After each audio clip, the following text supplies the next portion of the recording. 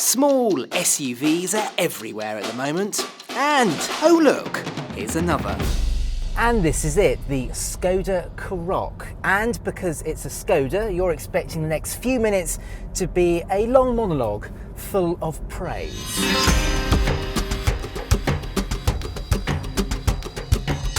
Well, not necessarily. To be at the top of the compact SUV tree these days, you need to have personality, be stylish and have all the latest tech. And I'm not sure this new Karoq has that. It uses familiar underpinnings though. It's based on the SEAT Ateca and squint a little and the Karoq even looks like its SEAT brother.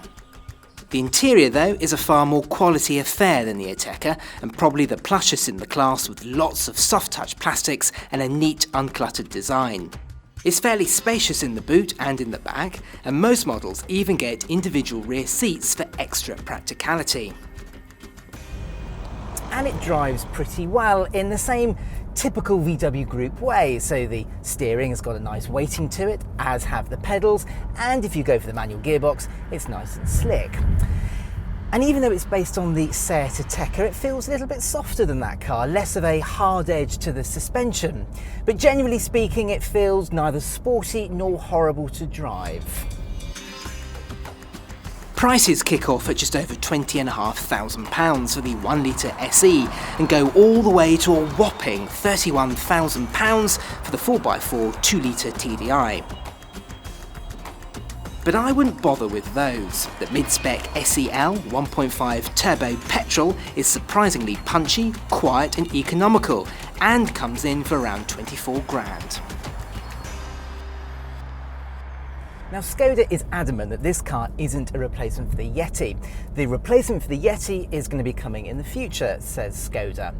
But because this car competes against the same cars that the Yeti used to, you can't help but draw the same comparisons between this and the Yeti. And if you do that, you can't help but feel a little bit disappointed with the Karoq, because there's none of the Yeti's quirky styling, there's none of the Yeti's character. This all feels very ordinary, very premium, but nevertheless very bland at the same time. And that's the very point. The Karoq is a well-made and spacious little SUV that's a great all-rounder. But you can't help but think that with the demise of the Yeti, Skoda has turned its back on quirky and embraced safe, mildly premium cars that don't have the sparkle of old.